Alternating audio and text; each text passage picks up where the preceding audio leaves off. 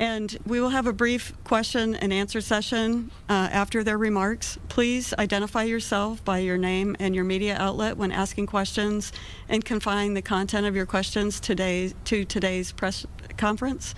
At the podium, joining Ryan Raybolt and Jeremy Wright is Executive Assistant Chief of Police with the Dallas Police Department, Terrence Rhodes, Assistant U.S. Attorney Robert Withers, Assistant U.S. Attorney Claire Demers, and Assistant U.S. Attorney and Violent Crimes Chief Jeremy Fugate, all of the Northern District of Texas. And with that, I'll turn it over to Ryan.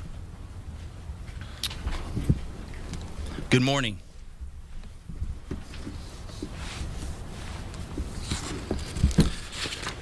I'm Ryan Raybolt. I'm the U.S. Attorney for the Northern District of Texas. Thank you for coming. This week, 9 individuals, including well-known musical artists, kidnapped and robbed at gunpoint numerous victims at a music studio in Dallas, Texas. 8 of the 9 were arrested yesterday in Dallas, Memphis, and Nashville. These individuals who are charged and arrested include Lontrell Williams Jr., also known as Pooh Shiesty, Lontrell Williams Sr., Rodney Wright Jr., also known as Big 30, Kadarius Waters, Demarion Gibson, DeMarcus Glover, Corday Johnson, Darian McDaniel, and Terrence Rogers has not been arrested yet, but will be soon. The complaint alleges that on January 10th of this year, 3 music industry professionals traveled to Dallas for a scheduled business meeting. Lontrell Williams Jr. arranged this meeting purportedly to discuss the terms of his recording contract with one of the victims. As alleged, once these 3 men were inside the recording studio, Williams Jr. and 8 co-conspirators, several of whom traveled from Memphis, Tennessee, executed a coordinated armed takeover. As alleged, Williams Jr. produced an AK-style pistol and forced one of the victims to sign a release from the recording contract at gunpoint. The remaining conspirators displayed firearms and robbed the other victims of Rolex watches, jewelry, cash, and other high-value items. One of the victims was actually choked by one of the defendants to the point of near unconsciousness. Defendant Wright barricaded the studio door with his body to prevent the victims from escaping. The ringleader of the conspiracy, Lontrell Williams Jr., was on home confinement at the time of the offense, as alleged, for a prior firearms conspiracy charge and conviction out of the Southern District of Florida. Towards the end of his prison sentence, he had been granted home detention. Part of the terms of his home detention were that he would not commit another federal offense or possess a firearm.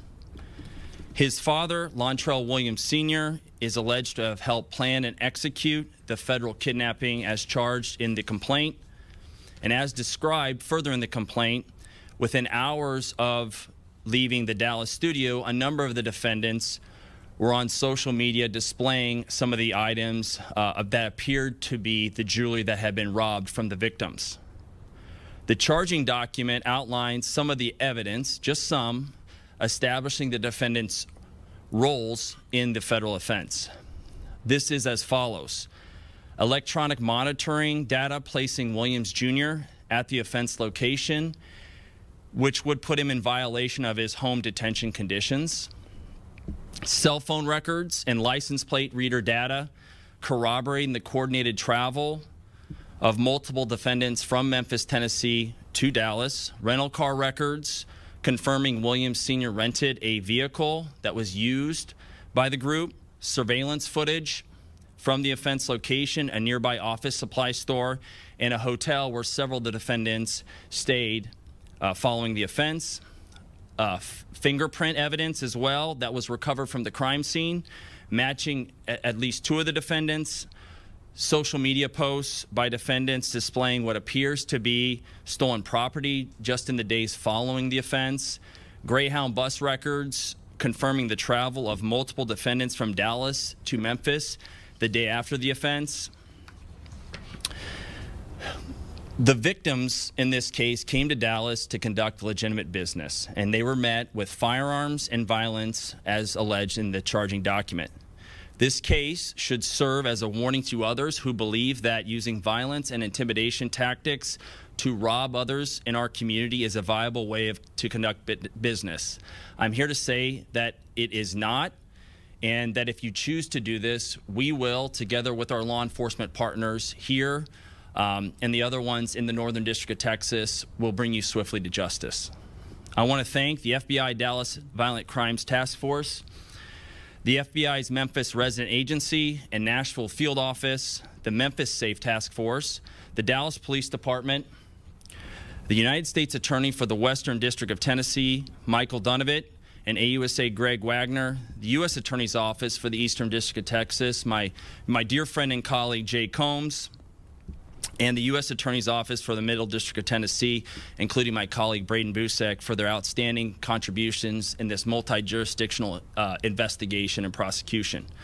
I'd also like to highlight the extraordinary work. None of this happens without the extraordinary work of our AUSAs in this office, and I'm here to say we have the best AUSAs in the entire country. That includes AUSAs Robert Withers, Claire Demers, and my violent crime chief, Jeremy Fugate. This case really underscores the importance of standing up for crime victims, no matter who they are or where they come from, and the incredible collaborative, investigative partnerships that we have, not only in the Northern District of Texas, but across the country, and we are all working together to make our country safer. So thank you for being here today, and I'll answer some questions after my colleague here speaks. But now I'm going to turn it over to him, and this is Jeremy Wright, who's the Dallas FBI Assistant Special Agent in charge. Yeah, thank you, Ryan. Good morning, everybody. As Ryan said, my name is Jeremy Wright. I'm Assistant Special Agent in charge for FBI Dallas. As United States Attorney Raybold said, we're here today to announce the arrest of several individuals in the Memphis and Nashville, Tennessee areas, as long as one here in Frisco, Texas. These arrests are the result of a violent kidnapping of 3 individuals here in the Dallas area. The majority of those arrested did travel from Memphis to Dallas to commit that offense. Our office collaborated with multiple law enforcement agencies and other FBI offices to carry out this investigation that ultimately led to these arrests. So I'd like to thank the Dallas Violent Crimes Task Force, Dallas Police Department, the Memphis Safe Task Force, Memphis, Tennessee Police Department, and the Shelby County, Tennessee Sheriff's Department for helping with this investigation. Violent crime does remain a top priority for the FBI, and we dedicated significant resources from here in Dallas FBI, Nashville, Little Rock, Birmingham, and Atlanta FBI offices to investigate and successfully arrest these individuals. We remain committed to investigating violent crimes like these. No matter who you are, we will fight every day alongside our partners to make our communities safer. So, thank you. And we have time for some questions. If you would just identify who you were with and your name would be helpful. Yes, sir. Kevin Reese with WFAA. Hi, Kevin. What up, YouTube family? It's your boy, Jilla, man. BTB News Media in the building. Like, share, subscribe to the channel. Man, this one about your boy, Pooh Shiesty. You got to be the most dumbest disappointment in hip-hop history, man, right now. I can't believe that you allowed yourself to go down this road, man. You went and lost millions of dollars over this right now. You just getting out of the feds to get your bread, and you went and messed around and let your mind take over your whole future. And what I gotta say about this, man, I'm very disappointed in this brother, man. You know, I don't know him like that. I don't know him or nothing like that, but man, I'm just disappointed. You just, you know, you messed up the bag, you did. So not only you cost yourself millions, you cost yourself years in prison, because, you know, to be honest with you, they giving you 25 to 30. Man, I don't see you going home under nothing 20, man, for this, if this is true. Because they put kidnapping charges on you. You got gun charges on you, and you're not even supposed to be around no firearms. You just got out the feds for the same thing. So now they gonna go ahead and try to get all your money if you got any money.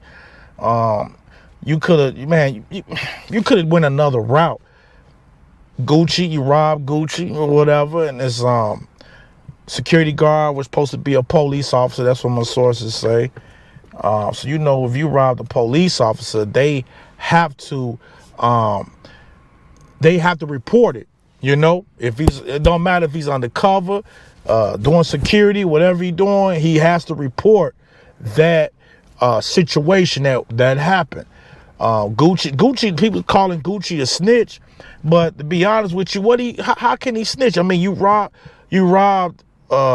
also robbed the person that was with him, and then from what I'm hearing, that you put one of y'all put somebody and choked them unconscious, and you took Gucci wedding ring and stuff like that. But you know about that about that ring that he had, the insurance, you gotta have a police report to get some money back from that purchase, you know. So that's a whole different situation. But everything will come out, that Gucci talk or whatever. They calling him a rat, and you know, but we don't really know what happened. There's more people involved in the situation, so we can't really call him a rat. But Pooh shiesty, you really is shiesty. Man, you made him sign, you know, the contract or whatever, the waiver to waive you out of the contract with them. And then your boys, you know, you rolling with the rolling 60s, whatever you're rolling with, you know, everybody. You got the wrong people around you. You going to jail, you going back to federal prison. You already in there in a holding cell, but you going back, buddy. You're done. You're done. Unless somebody steps up and take the charges or whatever. We're going to find out what information. And the feds, man, they didn't take them that long. I think this event happened a month ago, and the feds took a whole month and they came after you. I know y'all probably knew they was coming, because then y'all knew what y'all did, because your boys took a Greyhound bus from Dallas, Texas to back to Memphis. Boy, you Negroes, man, you niggas is, I just don't understand it, man. Your mindset. I don't know, you got your pops around, and they saying your pops probably was just there, so they questioning your pops, your girlfriend, you know what I'm saying? So now you put them in a situation, they got to probably do a statement against you. Hopefully, I mean, we don't know how that's going to go, because the feds will try to threaten them and charge them if they don't convict you.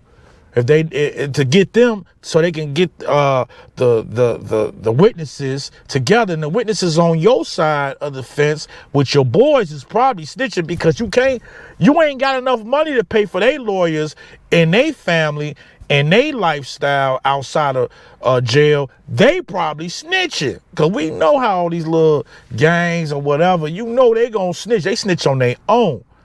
You know, Lil Durk, OTF, that'll tell you that. They all snitching on each other. So, I will say this, man. I don't wish jail on nobody. I hope the brother can get out this situation, change his life, be about your business. But, you know, he's still young. And, you know, you would think that him going to jail for them few years, he would, you know, recognize. But now, you ruined your life, bro. You facing 20 to 30 years. Nothing under 20. If they give you under 20, it'd probably be 15. But you ain't getting none of that, because kidnapping and robbing, armed robbery, and a firearm, and you ain't even posted by a felon, and you on parole, man, bro, you did it to yourself. You can't blame nobody but yourself, man. So, man, it's your boy, man, Jilla, BTB News Media. Like, share, subscribe. I'm finna come with some more content. I'm back out here, you know. And make sure y'all go to my other channel, my little travel channel, called JJ's Travel World. Make sure y'all go there, too. Like, share, and subscribe. JJ's Travel World and Eats. So, I'm out. Peace. It's Ted from Beat Up Apparel, man. I need y'all to go subscribe to BTB Media. Go subscribe. Do it now. It's the unruly jerk guy, the one and only. I want y'all to go subscribe to my boy BTB Media.